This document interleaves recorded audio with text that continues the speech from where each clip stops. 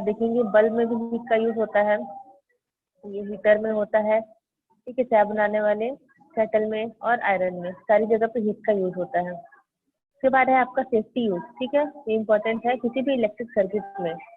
जब current flow करता है तो बहुत ज्यादा रेजिस्टेंस होने के कारण या बहुत ज्यादा करंट फ्लो करने के कारण जो आपका फैन बल्ब या हीटर होता है उसको डैमेज होने की पॉसिबिलिटीज होती है, ठीक है। ऐसा इसलिए होता है क्योंकि कभी कभी क्या होता है कि पॉजिटिव और नेगेटिव जो टर्मिनल्स होते हैं वो कनेक्ट हो जाते हैं या टच हो जाते हैं, इस कारण से वहाँ पे शॉर्ट सर्किट होता है और शॉर्ट सर्किट होने के कारण वहाँ पे लार्ज अमाउंट में इलेक्ट्रिक करंट प्रोड्यूस होता है। तो इसे शॉर्ट सर्किट को के कारण क्या होता है कि जो आपका वायर है वो बहुत सारा गर्म हो जाता है और इस कारण से कभी कभी वहाँ पे फायर हो जाता है। तो इससे डैमेज से बचने के लिए, फायर को स्प्रेड ना होने के लिए हम यहाँ पे एक मटेरियल का यूज करते हैं जिसको सेफ्टी यूज कहा जाता है, सेफ्टी डिवाइस कहा जाता है, ठीक है। इसकी हेल्प से हम ग्रेटर डैमेज को होने से बचा सकते हैं। तो जो सेफ्टी डिवाइस होता है जो कि इलेक्ट्रिकल सर्किट में होने वाले फायर से प्रिवेंट करता है, हमको हमारे सर्किट को बचाता है, ठीक है। और ये जो फ्यूज होते हैं वो जिंक या फिर लेड और टिन के मिक्सअप होते हैं जिनका मेल्टिंग पावर बहुत ही कम होता है, ठीक है। मेल्टिंग पावर कम होने का मतलब क्या होगा कि अगर कोई भी वायर है, अगर मेल्ट होने का मतलब हुआ अगर हम उसको बहुत ज्यादा करंट देंगे तो वो मेल्ट हो जाएगा, लेकिन अगर इसका मेल्टिंग पावर बहुत ज्यादा इसका मेल्टिंग पावर बहुत लो होगा तो कितना भी हाई करंट देने के बाद भी वो मेल्ट नहीं होता है, लेकिन उसकी भी एक लिमिट होती है, एक लिमिट के बाद ये भी आपका मेल्ट हो जाएगा, ठीक है। इसको ग्लास ट्यूब के अंदर पैक करके और इसके ऊपर से इंसुलेटिंग मटेरियल को कवर अप किया जाता है और इसको सारे इलेक्ट्रिकल सर्किट में इंसर्ट किया जाता है।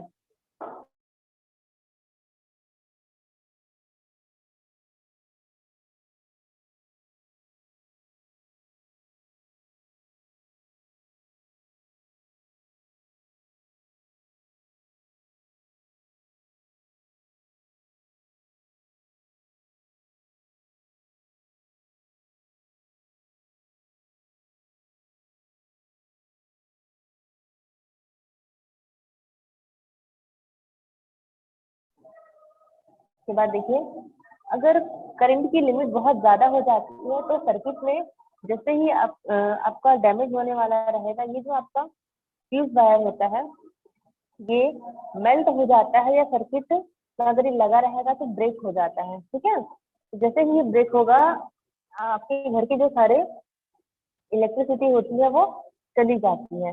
तो इससे क्या होता है कि हमारे घर के जितने भी इलेक्ट्रिक के जो सामान लगे होते हैं वो सारे डैमेज होने से या फिर फायर होने से बच जाते हैं, कि इसको यूज किया जाता है। देखिए यहाँ पे इसका ड्रॉ दिया हुआ, ये ग्लास के सिलेंडर के अंदर एक पतली सी वायर लगी होती है, इसको हम अपने घर पे इलेक्ट्रिक जो मीटर होता है उस मीटर में लगाया जाता है। यहाँ पर एक इसका होल्डर दिया हुआ है, मेटल का अंदर से लगा रहता है, उसकी फ्यूज इस टाइप का या इस टाइप का होता है, ठीक है। यह चाइना क्ले का होल्डर होता है जिसके अंदर हम मेटल लगाते हैं।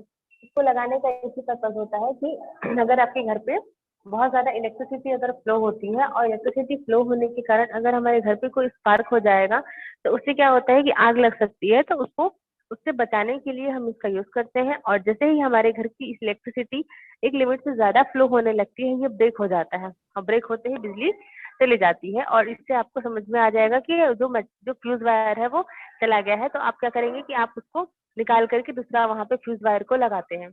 तो इस तरह से डैमेज होने से बचा जा सकता है। ये हमने पढ़ लिया heating effect of electric current.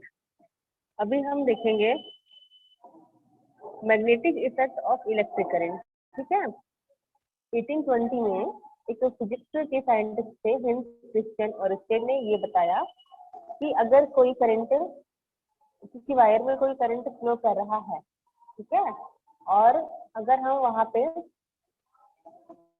किसी कंपास नीडल को लेके आते हैं, कंपास नीडल क्या होता है, आपके फोन में आप देखेंगे डायरेक्शन बताने के लिए इस तरह से दिया होता है कंपास, आप देखेंगे अपने फोन पे जो नॉर्थ और साउथ का डायरेक्शन बताता है, वैसे ही कंपास नीडल आता है एक छोटा सा, इस ऐसे ही दिखाई देता है, जिसको हम यूज करते हैं। तो अगर हमारे पास कोई अगर हमारे पास कोई वायर है, मान लेते हैं, ठीक है, उस वायर में अगर करंट फ्लो कर रहा है, तो उस वायर के पास अगर आप इस नीडल को लेकर के जाते हैं, उसका जो नीडल है वो कंटिन्यूअसली डिफ्लेक्ट करेगा, मतलब कि डिफ्लेक्ट करता ही रहेगा। इसको देखते हैं एक एक्सपेरिमेंट के थ्रू, हम समझेंगे। एक्टिविटी 4 में देखिए, क्या लिखा है कि हम एक सेल लेते हैं, ड्राई सेल, कॉपर का वायर लेंगे, कनेक्टिंग वायर्स लेते हैं, प्लग की लेंगे और मैग्नेटिक कंपास को लेंगे, ठीक है। सबसे पहले आपको इलेक्ट्रिक सर्किट को देखेंगे, आपको 21.7 में इलेक्ट्रिक सर्किट दिया हुआ है, सर्किट को देखिए ध्यान से। यहाँ पे जो मैग्नेटिक नीडल है इस तरह का दिखाई दे रहा है, इसको हमने छोड़ दिया है फ्रीली, छोड़ दिया है कि वो जिस भी डायरेक्शन पे स्टे करेगा वो करता है। याद रखिए, ये जो मैग्नेटिक नीडल होता है ये हमेशा अर्थ के नॉर्थ और साउथ डायरेक्शन पे ही स्टे करता है, ठीक है। तो हम इसको इस तरह से रख देंगे और इसका यहाँ पे हम सर्किट बनाते हैं, ठीक है। सर्किट बनाने के लिए देखिए, सबसे पहले ये जो वायर आपको दिखाई दे रहा है, एक वायर को लेंगे और वायर के एक साइड पे हम जोड़ेंगे ड्राई सेल को, दूसरे साइड को जोड़ेंगे प्लग की से, और प्लग की के डायरेक्शन को, प्लग की के वायर को जोड़ेंगे इलेक्ट्रिक करंट के वायर से, ठीक है। अब हम यहाँ पे क्या करते हैं कि जो प्लग की है इसको हम पहले ऑन कंडीशन पे करेंगे। जैसे ही हम इसको ऑन कंडीशन पे करते हैं, जो मैग्नेटिक नीडल है ये इस डायरेक्शन पे, नॉर्थ से साउथ डायरेक्शन पे रोटेट होने लगता है, और जैसे ही हम इसको ऑफ कर देते हैं वो वहां पे रोटेट होना बंद हो जाता है। मतलब कि क्या हुआ कि जो इलेक्ट्रिसिटी था, इलेक्ट्रिसिटी में मैग्नेटिक इफेक्ट होता है, क्योंकि ये जो मैग्नेटिक नीडल होता है ये सिर्फ और सिर्फ मैग्नेट के कारण ही डिफ्लेक्ट करता है। बट हमने यहाँ पे करंट का यूज किया हुआ है, तो करंट के फ्लो करने से, करंट के इस डायरेक्शन में फ्लो करने से भी जो मैग्नेटिक नीडल है वो डिफ्लेक्ट होने लगा, ठीक है। तो इससे ये समझ में आता है कि हम किसी भी इलेक्ट्रिक करंट में भी मैग्नेटिक इफेक्ट शो करता है, ठीक है। और यहाँ पे जो आपका वायर है ये एक मैग्नेट की तरह बिहेव कर रहा है, क्योंकि इस वायर के पास आने से ही मैग्नेटिक नीडल डिफ्लेक्ट होने लगा। इसका यूज हम करते हैं इलेक्ट्रोमैग्नेट बनाने में, ठीक है। इलेक्ट्रोमैग्नेट कैसे बनता है, एक आयरन का रॉड होता है, ठीक है। इस आयरन के रॉड पे हम कॉपर वायर को इस तरह से लपेट देते हैं, टाइट टाइट लपेट देते हैं, तो ये आपका इलेक्ट्रोमैग्नेट बन जाता है। और इस पे जब आप करंट फ्लो कराएंगे इस कॉइल पे, इस बैटरी लगा करके यहाँ से करंट फ्लो करेगा, तो हम इसको इलेक्ट्रोमैग्नेट बोलते हैं। हमने यहाँ पे मैग्नेट बनाया और इलेक्ट्रिसिटी को यहाँ पे अप्लाई करा, तो इसको बोलेंगे हम इलेक्ट्रोमैग्नेट। अब देखते हैं नेक्स्ट एक्टिविटी नंबर 5, इलेक्ट्रोमैग्नेट।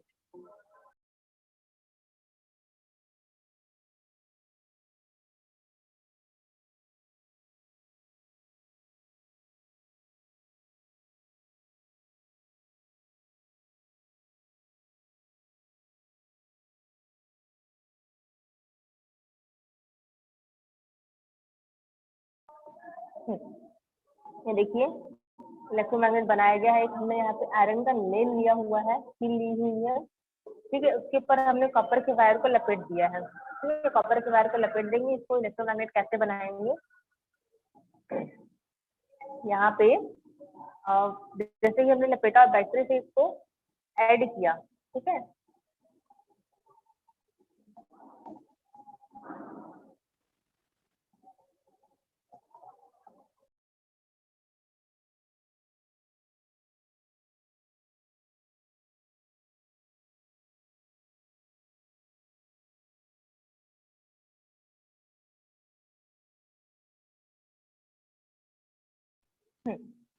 तो हम यहाँ पे देखिए, यहाँ पे बैटरी लगा, ये कॉपर का वायर है, और यहाँ पे हम बैटरी को ऑन कर देंगे।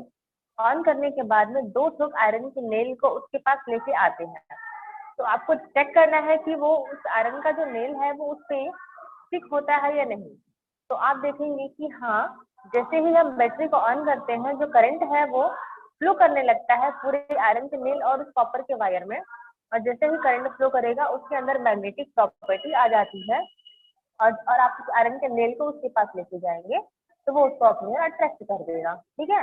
ये कब होगा, ऑन कंडीशन पे। बट जैसे ही आप करंट को ऑफ कर देंगे, ठीक है, ये वाला ड्रॉ देखिए, जब करंट को ऑफ कर देंगे तो जो आपका दोनों नेल था वो वहां पे स्टिक नहीं होता है, वो गिर जाता है। इसका रीजन क्या हुआ कि करंट में मैग्नेटिक प्रॉपर्टी होती है, इस कारण से वो आयरन के नेल्स को अपनी ओर अट्रैक्ट करता है। यहाँ पे यू शेप का इलेक्ट्रोमैग्नेट दिखाया गया, ये यू शेप का होता है। मैग्नेट होता है, उसको वायर को लपेट करके बैटरी से कनेक्ट कर देते हैं। देखिए इसका यूजेस आता है एग्जाम में, वेरी इंपॉर्टेंट है। इलेक्ट्रिकल बेल, टेलीफोन, टेलीग्राफ वगैरह में भी, या लाउड स्पीकर में भी इसका यूज किया जाता है।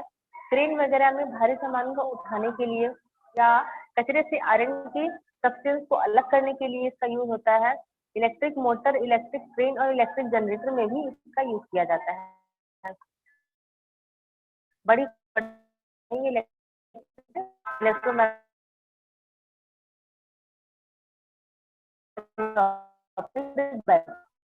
बेल क्या होता है, जैसे कि इलेक्ट्रोमैग्नेटिक में दिया था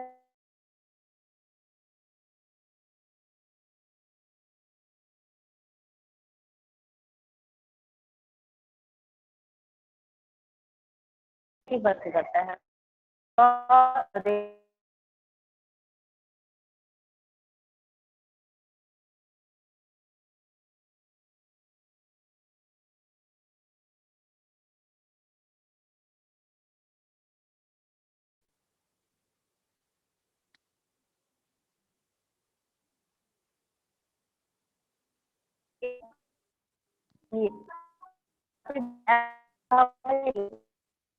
जिसमें दो दो को हम को पीछे पर मैम आपकी वॉइस क्लियर नहीं। कैसे क्या आ रही है?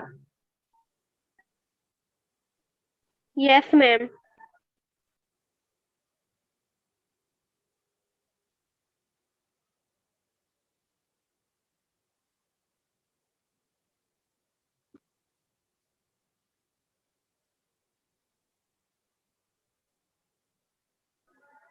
बताइएगा मेरी वॉइस क्लियर आ रही है या नहीं आ रही है?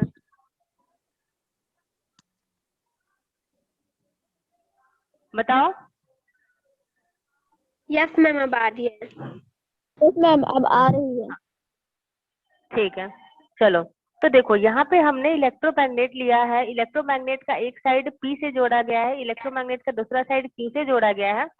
अब हम यहाँ पे जो इस पे कॉइल लगा हुआ है, इस कॉइल पे हम करंट को पास करते हैं। जैसे ही करंट को पास करेंगे, ये जो आपका इलेक्ट्रोमैग्नेट है, इसमें मैग्नेटिक प्रॉपर्टी आने लगती है। और ये आयरन का शीट, यहाँ पे ए करके एक लिखा हुआ है, इसको आर्मेचर कहेंगे। ये आयरन का बना होता है। जैसे इसमें करंट आएगा, ये इसको अपनी ओर, अरे माइक ऑफ करिए, करके बात करिए भाई। हाँ, तो इसमें करंट जैसे ही आएगा, ये ए को अपने साइड अट्रैक्ट कर लेगा। ठीक है, ये ए को जब अपने साइड अट्रैक्ट कर लेगा, तो ए से जो सी है, मतलब स्प्रिंग, ये जुड़ा हुआ है। ठीक है, इसमें भी करंट की प्रॉपर्टी आ जाती है। अब देखिए, आर्मेचर का जो दूसरा साइड है एच, और ये यहाँ पर बी करके मेटल का कैप लगा हुआ है। जैसे ही ये इसको अपने अट्रैक्ट करेगा, ये वाला जो इसका एरिया है वो इससे टच हो जाता है। ठीक है, क्योंकि ये जो एरिया है, इसका एंड है वो नीचे की तरफ रहेगा, लेकिन जैसे ही इसको अट्रैक्ट करेगा, ये ऊपर जाएगा, तो ये भी आपका इसके ऊपर चला जाता है। तो हम यहाँ पे बैटरी को ज्वाइन करेंगे, पी साइड से और क्यू साइड से ज्वाइन करते हैं। इलेक्ट्रोमैग्नेट जो है वो ए को अपनी ओर अट्रैक्ट करता है, और जैसे ही ए को अट्रैक्ट करेगा, ये एच जो है आपका, वो बी से कनेक्ट हो जाता है, और वहां पे इलेक्ट्रिक बेल जो है वो रिंग करने लगता है। इलेक्ट्रिक बेल जब रिंग करेगा, तो उसका यूज हम कर सकते हैं, इसको एक नॉर्मल की तरह भी इसका यूज कर सकते हैं, और ये लंबे टाइम तक भी ये प्रेस करता है, लंबे टाइम तक ये बच सकता है। ठीक है, चलिए अब देखते हैं लास्ट टॉपिक आपका, hazards of electric current and the safety major. मतलब कि इलेक्ट्रिक करंट से क्या क्या प्रॉब्लम्स होती है, क्या क्या डैमेजेस होते हैं, और उनसे किस तरह से बचा जा सकता है। तो हम अपने डेली लाइफ में हमने देखा है कि इलेक्ट्रिसिटी तो बहुत ही इंपॉर्टेंट है हमारी लाइफ में, और ये इजिली अवेलेबल भी हो जाता है। ठीक है, तो अगर हम इसको प्रॉपरली अच्छी तरीके से इसको सेफ्टी नहीं करते हैं, तो ये हमारे लिए बहुत ही डेंजरस होता है। जैसे कि अगर हम एक ओपन वायर को टच कर, को इलेक्ट्रिक शॉक लग सकता है। ठीक है, जो कि हमारी बॉडी के सेल्स को डिस्ट्रॉय कर देगा। कभी कभी ज्यादा इलेक्ट्रिक शॉक लगने से लोग मर जाते हैं। तो सम टाइम इलेक्ट्रिक कनेक्शन जो होता है लॉन्ग पीरियड तक अगर हम उसको चेक ना करें तो वो लूज हो जाता है, और अगर उसको हम उसका प्रोटेक्शन कवर भी ना लगाते हैं, सॉरी प्रोटेक्शन कवर भी उसका डैमेज हो जाता है, तो भी वायर को छूने से डैमेज हो सकता है। जैसे कि मान लीजिए कोई भी ऑब्जेक्ट है, अगर आप अपनी कॉपी पे अगर कवर भी लगाते हैं तो वो कुछ टाइम के बाद में रफ होके फटने लगता है, तो आपको उसको चेंज करना पड़ता है। वैसे ही वायर के अंदर पे पतली पतली कॉपर की वायर लगी होती है, ऊपर में प्लास्टिक का कवर लगा होता है। इस प्लास्टिक के कवर की अगर हम बात करें या फिर किसी भी इलेक्ट्रिसिटी ऑब्जेक्ट की बात करें, तो उसके ऊपर की जो कवर है वो टाइम टू टाइम उसको आपको चेंज करना पड़ेगा, अदरवाइज वो आपके लिए डेंजरस होता है। और इसी तरीके से जैसे कि अभी मैंने फ्यूज वायर के बारे में बताया, वो भी शॉर्ट सर्किट करता है, स्पार्क करता है, जिसकी हेल्प से सॉरी जिसके कारण फायर होने की पॉसिबिलिटीज होती है। तो इन सारे एक्सीडेंट को अवॉइड करने के लिए हम फ्यूज वायर का यूज करते हैं। और इसके अलावा कुछ यहाँ पे प्रिकॉशंस दिए हुए हैं, कुछ सावधानियां आपको बरतनी चाहिए।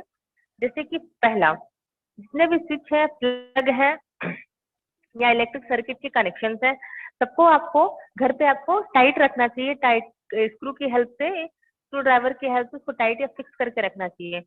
इसके बाद अगर किसी वायर का इंसुलेटिंग कवर टूट गया है तो उसको रिमूव करके वहां पे टेप लगा दीजिए। इसके बाद टाइम टू टाइम आप फ्यूज वायर को चेक करते रहिए और उसकी स्ट्रेंथ को बढ़ा करके वहां पे फ्यूज वायर को लगाइए। इलेक्ट्रिकल गैजेट्स जैसे कि हो गया आपका रेफ्रिजरेटर, हीटर, वॉशिंग मशीन, सब चीजों को अर्थिंग करके रखेंगे। हमारे घर पे जब इलेक्ट्रिसिटी लगती है या बनती है तो आप अपने घर पे पूछिएगा अपने पेरेंट्स से, सारे बिजली के ऑब्जेक्ट को हम जोड़ करके अर्थिंग में कनेक्ट कर दिया जाता है, अदरवाइज सारा जो करंट है वो हमारी बॉडी में आ जाएगा। इसके बाद अगर इलेक्ट्रिकल गैजेट्स में कोई रिपेयरिंग की जरूरत है तो टाइम टू टाइम उसको रिपेयर करना है। सारे मेन स्विच को आपको ऑफ रखना है जब जरूरत ना हो। ठीक है। और अगर आपको कोई इलेक्ट्रिक वर्क करना है तो वहां पे आपको रबड़ के बूट या ग्लव्स पहन के ही वर्क करना चाहिए, नहीं तो वहां पे भी आपको शॉक लगने का चांसेस होता है। ठीक है।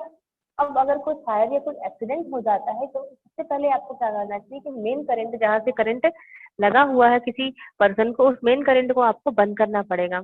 और अगर किसी पर्सन को इलेक्ट्रिक शॉक लगा है तो आपको कभी भी अपने लेग्ड हैंड से उसको नहीं पकड़ना है, आपको उसको किसी इंसुलेटिंग मटेरियल या लकड़ी या प्लास्टिक की हेल्प से उसको पकड़ना है। अदरवाइज उसको करंट अगर लगा है तो आप उसको टच करेंगे तो आपको भी करंट लग जाएगा। ठीक है। तो ये सारे यहाँ पे आपको प्रिवेंशन दिए हुए थे कि इस तरह से आपको प्रिकॉशन रखने हैं, तो जाकर के आपको करंट नहीं लगेगा। ये तो टॉपिक और लास्ट चैप्टर था, 21 नंबर चैप्टर, और ये चैप्टर खत्म हो गया। कल इसका नोट्स मैं भेज दूंगी, फिर उसके बाद हम लोग 1 चैप्टर से रिवीजन स्टार्ट करेंगे। ठीक है। Okay ma'am. Okay ma'am. Okay ma'am. और अब मैं क्वेश्चन पूछूंगी, रोज सबसे क्वेश्चन पूछूंगी।